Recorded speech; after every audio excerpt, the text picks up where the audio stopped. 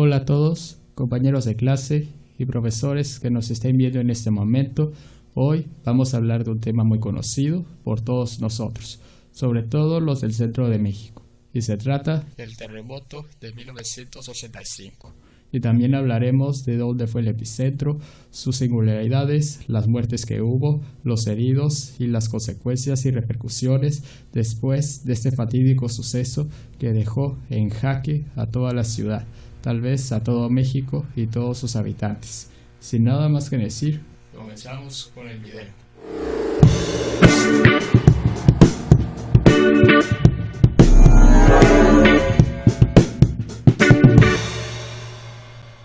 El terremoto de 1985 tuvo lugar el jueves 19 de septiembre de dicho año. Inició a las 17:49 hora local y alcanzó una magnitud de 8.1 grados en la escala de Richter. El epicentro se localizó en el Océano Pacífico, frente a la costa del estado de Michoacán, muy cerca del puerto de Lázaro Cárdenas, cerca de la desembocadura del río Balsas, límite natural entre los estados de Michoacán y Guerrero. El sismo se produjo debido al movimiento de subducción de la placa de Cocos, porque está hecha de un material más denso, se mete bajo el manto de América del Norte, aproximadamente 15 kilómetros de profundidad, y causó gran devastación a pesar de haberse registrado a 160 kilómetros de la ciudad y duró aproximadamente 4 minutos. Dato curioso: una de las diversas apreciaciones en cuanto a la energía que se liberó en dicho movimiento fue su equivalente a 1.114 bombas atómicas de 20 kilotones cada una. El sismo afectó la zona centro, sur y occidente de México, en particular a la Ciudad de México, donde se percibió a las 7:19 debido al arribo de la onda sísmica del sismo hora local. Ha sido el más significativo y dañino en la historia escrita de los movimientos telúricos de dicho país y de su capital, y superó en intensidad y en daños al registrado en 1957, que hasta entonces había sido el más notable en la ciudad. Por varias horas, la ciudad quedó incomunicada, sin luz, con el riesgo de explosiones por fugas de gas, pero de inmediato la sociedad comenzó a organizarse y pronto se formaron cuadrillas de rescate. De ahí surgió el grupo Topos. Además, los servicios de emergencias como bomberos, socorristas y policías actuaron por su cuenta ante la falta de coordinación o estrategias de las autoridades, que mantuvieron su inacción y falta de comunicación por horas. Este terremoto tuvo diversas características inusitadas que amplificaron la destrucción provocada, de las cuales no se tenía registro instrumental sísmico previo. Las zonas de terreno blando de la Ciudad de México, formadas por el suelo arcilloso del desecado lago de Texcoco, fueron las que recibieron el mayor impacto destructivo, en contraste con las de suelo firme, en las que hubo apenas consecuencias. La zona donde fue el epicentro vivió una particular quietud sísmica, que no tenía precedentes de sismos mayores, al menos desde 1800, por lo que la energía acumulada era mayor. La alta destructividad del movimiento tuvo 3 factores como origen. Las ondas de radiación tuvieron una propagación en dirección al sureste, causando efectos direccionales con rumbo a la Ciudad de México, lo que generó que las ondas elásticas triplicaran su intensidad. Debido a las características del suelo, las ondas tuvieron un efecto de movimiento armónico y de amplificación. En ciertas zonas, como las de la antigua sede de la Secretaría de Comunicaciones y Obras Públicas, se vivieron aceleraciones con una gravedad de hasta el 18%.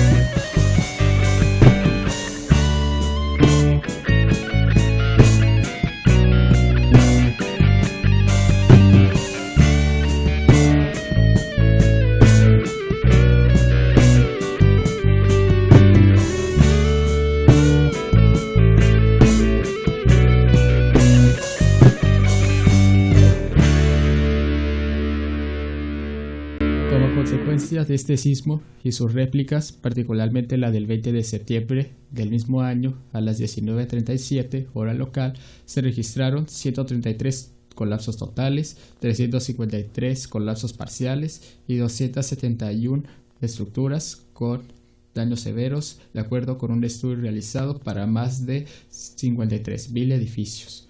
Una de las primeras cifras oficiales la brindó el Registro Civil de la Ciudad de México, que contabilizó 3.692 fallecimientos durante el 19 y el 20 de septiembre del 85.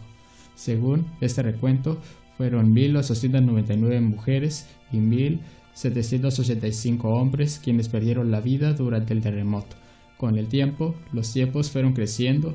La Secretaría de Protección y Vialidad del DF sostenía que los muertos rondaban los 6.300 y en octubre del mismo año una comisión pluripartidista informó las siguientes cifras: 9.089 muertos en el Distrito Federal, 37 en Jalisco, 15 en el Estado de México, 10 en Michoacán, 5 en Guerrero, 1 en Colima y 1 en Morelos, para un total de 9.158 muertos.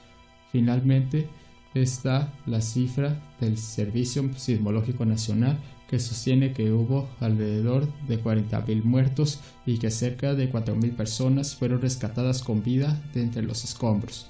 Como vemos, las cifras son dispares. A más de 30 años de la tragedia, uno podría preguntarse si algún día conoceremos el número real de muertos durante la tragedia que sacudió a México en 1985.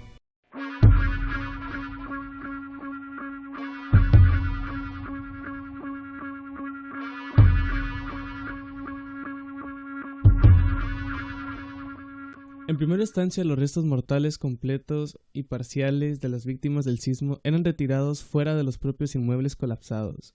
Ante el enorme número de fallecidos, luego fueron trasladados a las distintas delegaciones del Distrito Federal, resultando insuficientes, por lo que las autoridades habilitaron el entonces estadio de béisbol del Seguro Social como anfiteatro, principalmente para los restos no reconocidos.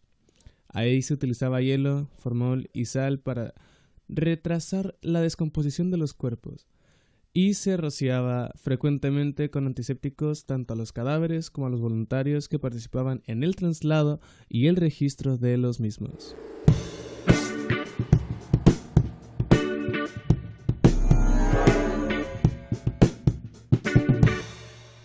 A partir del 22 de septiembre de 1985, y debido al avanzado estado de descomposición de los restos humanos no identificados y a los problemas que podían causar a la población, se decidió llevarlos a las fosas comunes de los cementerios de San Lorenzo Tezonco, San Nicolás Tolentino y Dolores.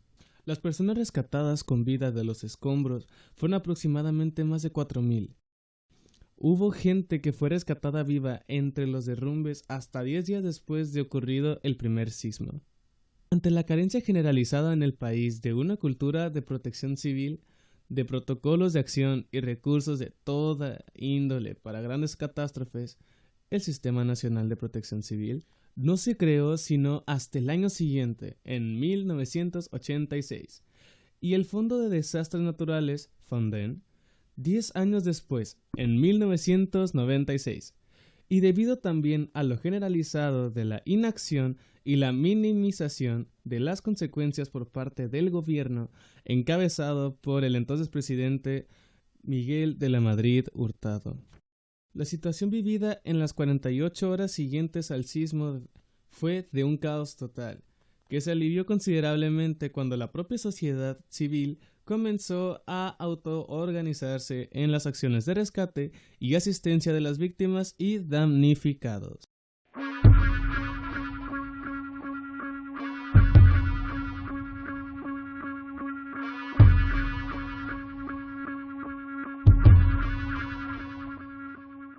En la Ciudad de México se construyeron algunos sitios para conmemorar las víctimas que perdieron sus vidas y honrar a los primeros rescatistas del terremoto del 85, tales como Plaza de la Solidaridad, en el predio comprendido entre Avenida Juárez, Luis Moya y Avenida Valderas, y en el que todos sus edificios se vinieron abajo.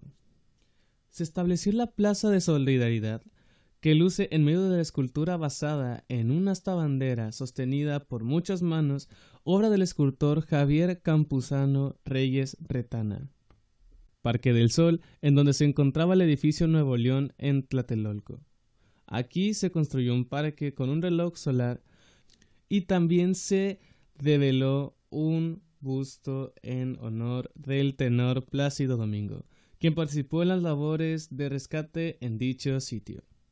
También ha sido llevado al cine en diferentes ocasiones a lo largo de los años, sobre todo estimando la solidaridad y el heroísmo de la población de México, después del terremoto del año 1985.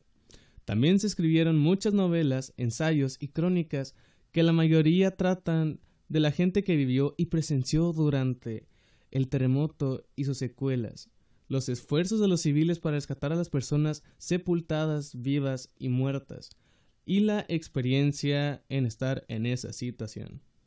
Obviamente no podemos dejar a un lado la música, así que también rendían tributo a las personas fallecidas y narrar cómo sería un homenaje ideal a una persona fallecida, o también para criticar a la política tomando de referencia al terremoto. Y por eso también cada año se conmemora en el 19 de septiembre el simulacro del sismo, para fomentar la protección civil en la población ante la eventualidad de un desastre. Y chicos, por nuestra parte es todo, esperamos que haya sido de su agrado y aprender lo que significa estar en situaciones como esa, y muchos no salen vivos de ella. Por eso hay que sobrevivir y pelear hasta el final, y superar todos los obstáculos que se encuentren en el camino. Así que hasta la próxima. Chao.